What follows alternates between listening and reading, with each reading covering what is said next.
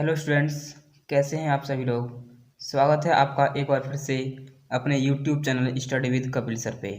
Students, आज हम भारतीय संविधान से संबंधित कुछ महत्वपूर्ण प्रश्नों को हल करेंगे और हम इसमें ये भी जानने का प्रयास करेंगे कि हमारे संविधान में कौन कौन से उपबंध किए गए हैं।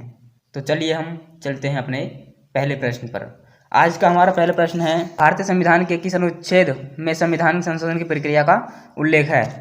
इसका ऑप्शन है हमारा ऑप्शन ए अनुच्छेद 352, option B 370, option C 368, option D 382। तो दोस्तों इसका करेक्ट आंसर हो जाएगा हमारा ऑप्शन सी 368। भारतीय संविधान के अनुच्छेद 368 में संविधान में संशोधन की प्रक्रिया को उल्लेख किया गया है। भारत के संविधान में संसद अनुच्छेद 368 का प्रयोग करके संविधान में दो प्रकार से संशोधन कर सकती है, जिसमें हमारा पहला है विशेष बहुमत द्वारा, दूसरा है विशेष बहुमत तथा आधे राज्यों की सहमति द्वारा। तो संसद इन दो प्रकारों से अनुच्छेद 368 के तहत संविधान में संशोधन कर सकती है। तो दूसरा ऑप्शन है इसमें हमारा ऑप्शन 370। अनुच्छेद 370 जम्मू कश्मीर राज्य के संबंध में कुछ अस्थायी उपबंध की व्यवस्था करता है।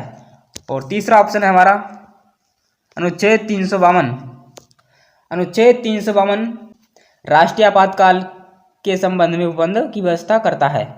तो आपको पता होगा कि भारत के राष्ट्रपति अनुच्छेद 352 का प्रयोग करते हुए राष्ट्रीय आपातकाल की घोषणा कर सकते हैं। तो भारत के राष्ट्रपति अनुच्छेद 352 का प्रयोग करते हुए राष्ट्रीय आपातकाल की घोषणा कर सकते हैं। अनुच्छेद 352 में राष्ट्रीय आपातकाल से संबंधित प्रावधान किए गए हैं। तो अभी तक राष्ट्रीय आपातकाल भारत में 3 बार लगाया गया है, जिसमें हमारा 1962, 1971, 1975। तो अभी तक हमने 3 बार आपातकाल लगाया है, 1975, 1962। तो भारतीय संविधान के भाग 18 में आपातकाल से संबंधित महत्वपूर्ण प्रावधान मिलते हैं। भारत के राष्ट्रपति किस अनुच्छेद द्वारा किसी राज्य के विधायी अधिकार संसद को सौंप सकते हैं। तो इसमें ऑप्शन है हमारा option A 356, option B 256, option C 328, option D 324। तो दोस्तों इसका करेक्ट आंसर हो जाएगा हमारा ऑप्शन ए 356। अनुच्छेद 356 के तहत भारत के राष्ट्रपति राज्यों में संवैधानिक शासन यानी राष्ट्रपति शासन लगा सकते हैं। राष्ट्रपति शासन लगाने के 2 आधार हैं, जिसमें से हमारा पहला आधार है जब राज्य सरकार संवैधानिक प्रावधानों के हिसाब से नहीं चले। दूसरा है अनुच्छेद 365 में लिखा है इसका दूसरा उपबंध, यदि कोई राज्य केंद्र द्वारा दिए गए निर्देशों का पालन करने या उन्हें प्रभावी करने में असमर्थ हो, तो हम 2 आधारों पर राष्ट्रपति शासन की घोषणा कर सकते हैं। अनुच्छेद 256 यह कहता है कि राज्यों की ओर संघ की जिम्मेदारी। तो राज्यों की ओर से संघ की क्या जिम्मेदारी है, यह हमारा अनुच्छेद 256 कहता है।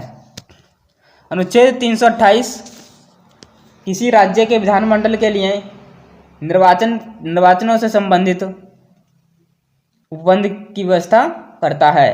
तो अनुच्छेद 328 कहता है कि राज्यों की ओर अनुच्छेद 328 कहता है कि किसी राज्य के विधानमंडल के लिए निर्वाचनों के संबंध में उपबंध करने की उस विधानमंडल की शक्ति। यदि किसी विधानमंडल के चुनाव हो रहे हैं, किसी राज्य विधानमंडल के यदि चुनाव हो रहे हैं, निर्वाचन हो रहे हैं, तो उन निर्वाचनों से संबंधित उपबंध करने की उस राज्य विधानमंडल की शक्ति के बारे में उपबंध करता है। नेक्स्ट क्वेश्चन हमारा भारतीय संविधान के निम्न अनुच्छेदों में से किसमें निर्वाचन आयोग का प्रावधान किया गया है? तो इसका ऑप्शन है हमारा ऑप्शन ए 326। तो ऑप्शन ए 326 कहता है कि लोकसभा और राज्य की विधानसभाओं के लिए निर्वाचनों का वयस्क मताधिकार के आधार पर होना। जो हमारी लोकसभा और राज्य की विधानसभा हैं, जो उनके निर्वाचन होंगे वह हमारे वयस्क मताधिकार के आधार पर होंगे। तो अनुच्छेद 326 ये प्रावधान करता है। आपको पता होगा कि हमने 61वां संविधान संशोधन अधिनियम 1989 द्वारा जो मतदाता थे, मतदाताओं की हमने आयु को 21 वर्ष से घटाकर 18 वर्ष कर दिया। जिस अनुच्छेद 320 कहता है कि लोक सेवा आयोगों के कृत्य, लोक सेवा आयोग जो है उसके क्या क्या काम हैं उनके बारे में ये वर्णन करता है। अनुच्छेद 324 भारतीय निर्वाचन आयोग की व्यवस्था करता है। तो इसका करेक्ट आंसर हो जाएगा हमारा ऑप्शन सी, निर्वाचन आयोग 324। अनुच्छेद 324 निर्वाचन आयोग की व्यवस्था करता है, जिसमें हमारा निर्वाचन आयोग 1950 से 1989 तक एकल सदस्य के रूप में कार्य करता रहा। तो 1989 से हमने मतदाताओं की आयु 21 वर्ष से घटाकर 18 वर्ष कर दी गई, जिसके कारण हमारे आयोग पर कार्यभार बढ़ गया। इस कार्यभार को देखते हुए हमने 2 अन्य निर्वाचन आयुक्तों की नियुक्ति की गई, लेकिन 1990 में इन दोनों निर्वाचन आयुक्तों के पद को समाप्त कर दिया गया। लेकिन हमने 1993 में 2 अन्य निर्वाचन आयुक्तों की नियुक्ति कर दी गई। तब से लेकर आज तक निर्वाचन आयोग बहुसदस्यीय के रूप में काम कर रहा है। आपने निर्वाचन आयोग एक मुख्य निर्वाचन आयुक्त का नाम सुना होगा, वो है हमारे TN सेशन साहब। TN सेशन साहब ने मतदाताओं को एक फोटो युक्त वोटर ID प्रदान की थी। तो इसका करेक्ट आंसर हो जाएगा ऑप्शन सी, निर्वाचन ऑप्शन सी 324। तो नेक्स्ट क्वेश्चन हमारा, भारत के संविधान में सार्वजनिक वयस्क मताधिकार की व्यवस्था किस अनुच्छेद में की गई है? तो दोस्तों अनुच्छेद 325 यह कहता है कि किसी भी व्यक्ति को धर्म, जाति, वंश, लिंग के आधार पर किसी निर्वाचक नामावली में अपात्र न होना। तो अनुच्छेद 324 निर्वाचन आयोग की व्यवस्था करता है। अनुच्छेद 327 विधानमंडलों के लिए निर्वाचनों के संबंध में उपबंध करने की संसद की शक्ति। तो जो हमारे विधानमंडल हैं, विधानमंडलों के निर्वाचन में उपबंध करने की संसद की शक्ति की व्यवस्था अनुच्छेद 327 करता है। नेक्स्ट क्वेश्चन हमारा, अखिल भारतीय सेवाओं का उल्लेख किस अनुच्छेद में है? तो ऑप्शन ए अनुच्छेद 260 में, ऑप्शन बी अनुच्छेद 312 में, ऑप्शन सी अनुच्छेद 315 में, ऑप्शन डी अनुच्छेद 300 में। दोस्तों इसका करेक्ट आंसर हो जाएगा हमारा ऑप्शन बी, अनुच्छेद 312 में। अनुच्छेद 312 में अखिल भारतीय सेवाओं का उल्लेख किया गया है। आपको पता होगा कि अखिल भारतीय सेवाओं के सृजन की शक्ति राज्यसभा की शक्ति है। राज्यसभा चाहे तो किसी अखिल भारतीय सेवा को समाप्त कर सकती है तथा किसी अखिल भारतीय सेवा का सृजन कर सकती है। तो हमें किसी नई अखिल भारतीय सेवा का सृजन करने के लिए राज्यसभा में उपस्थित तथा मत देने वालों का 2/3 से बहुमत प्रस्ताव पारित होना चाहिए। तो इस प्रस्ताव के पारित होने के पश्चात राज्यसभा अखिल भारतीय सेवाओं का सृजन कर सकती है या उन्हें समाप्त कर सकती है। तो अनुच्छेद 312 में राज्यसभा की शक्ति दी गई है। नेक्स्ट क्वेश्चन हमारा, किस अधिवेशन में मुस्लिम लीग ने यह नारा दिया कि विभाजन करो और जाओ? तो option A 1933, option B Lahore अधिवेशन 1940, ऑप्शन सी कराची अधिवेशन 1943, ऑप्शन डी लखनऊ अधिवेशन 1931। दोस्तों इसका करेक्ट आंसर हो जाएगा हमारा ऑप्शन सी, कराची अधिवेशन 1943।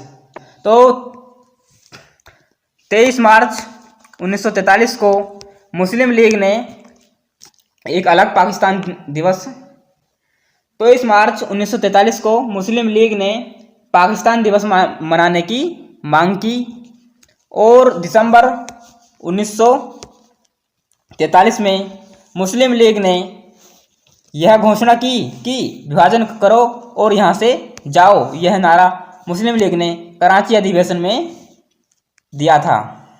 नेक्स्ट क्वेश्चन है हमारा, भारतीय संविधान में समानता के अधिकार का मुख्यतः किन अनुच्छेदों में वर्णन है? ऑप्शन ए 22 से 26, ऑप्शन सी अनुच्छेद 18 से 22, ऑप्शन सी अनुच्छेद 14 से 18, ऑप्शन डी अनुच्छेद 14 से 20। तो दोस्तों इसका करेक्ट आंसर हो जाएगा हमारा ऑप्शन सी अनुच्छेद 14 से 18। अनुच्छेद 14 से 18 तक हमारे संविधान में समानता के अधिकार का वर्णन किया गया है। तो नेक्स्ट क्वेश्चन हमारा, संविधान सभा का गठन प्रस्तावित किया गया था? ऑप्शन ए क्रिप्स मिशन द्वारा, ऑप्शन बी कैबिनेट मिशन द्वारा, ऑप्शन सी वेबल योजना द्वारा, ऑप्शन डी माउंटबेटन योजना द्वारा। तो दोस्तों इसका करेक्ट आंसर हो जाएगा हमारा option number B cabinet mission द्वारा। कैबिनेट मिशन द्वारा सुझाए गए प्रस्तावों के आधार पर नवंबर 1946 में संविधान सभा का गठन किया। कैबिनेट मिशन द्वारा हमने 1946 में संविधान सभा का गठन किया। तो इस कैबिनेट मिशन में कौन कौन शामिल थे? इसमें हमारे लॉर्ड पैथिक लॉरेंस और सर स्टेफोर्ड क्रिप्स और अलेक्जेंडर इस कैबिनेट मिशन में शामिल थे। तो क्रिप्स प्रस्ताव जो आया था हमारा, क्रिप्स मिशन 1942 में भारत आया था, आपको ये पता होगा।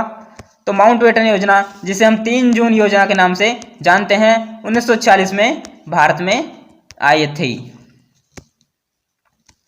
नेक्स्ट क्वेश्चन हमारा, भारत राज्यों का संघ होगा किस अनुच्छेद में लिखा है? ऑप्शन ए अनुच्छेद 3, ऑप्शन बी अनुच्छेद 4, ऑप्शन सी अनुच्छेद 1, ऑप्शन डी अनुच्छेद 2। दोस्तों इसका करेक्ट आंसर हो जाएगा हमारा ऑप्शन नंबर सी अनुच्छेद ए। अनुच्छेद 1 में लिखा है कि भारत राज्यों का संघ होगा। तो इस संघ में कौन कौन शामिल होंगे? राज्यों के क्षेत्र, अब वर्तमान में 28 राज्य है, और संघ क्षेत्र जिसमें 8 केंद्र शासित प्रदेश और ऐसे क्षेत्र जो भविष्य में अर्जित किए जाएं वह भी हमारे संघ में शामिल होंगे। तो दोस्तों इसका करेक्ट आंसर हो जाएगा हमारा ऑप्शन नंबर सी अनुच्छेद 1। अनुच्छेद 3 कहता है कि नए राज्यों का नाम और वर्तमान राज्यों और पुराने राज्यों के क्षेत्रफल, सीमा व नाम में परिवर्तन। संसद चाहे तो किसी राज्य के नाम में परिवर्तन कर सकती है, उसके क्षेत्र को घटा सकती है, बढ़ा सकती है। तो हमारा नेक्स्ट ऑप्शन हमारा ऑप्शन डी अनुच्छेद 2। अनुच्छेद 2 कहता है कि नए राज्यों का प्रवेश या स्थापना, नए राज्यों की प्रवेश या स्थापना अनुच्छेद 2 के अनुसार होती है। नेक्स्ट क्वेश्चन हमारा, भारत को पूर्ण आज़ादी 26 जनवरी स्वीकार करने की मांग किसने की? तो इसमें option A Gopal Krishna Gokhale, option B Surendra Nath Banerjee, option D Mahatma Gandhi, option D Jawaharlal Nehru. तो दोस्तों इसका करेक्ट आंसर हो जाएगा हमारा ऑप्शन डी जवाहरलाल नेहरू। तो जवाहरलाल नेहरू ने पूर्ण स्वराज के संकल्प को भारतीय राष्ट्रीय कांग्रेस ने लाहौर अधिवेशन में 1929 में तैयार किया, जबकि 26 जनवरी 1930 को हमने स्वाधीनता दिवस मनाया, और तब से लेकर हम आज तक 26 जनवरी को अपना स्वाधीनता दिवस मनाते हैं। इसी कारण हमने 26 जनवरी 1950 को स्वाधीनता दिवस मनाया था। नेक्स्ट दोस्तों, आपको वीडियो अच्छी लगी हो तो वीडियो को लाइक, चैनल को सब्सक्राइब जरूर करें। मिलते हैं नेक्स्ट वीडियो में, तब तक के लिए जय हिंद।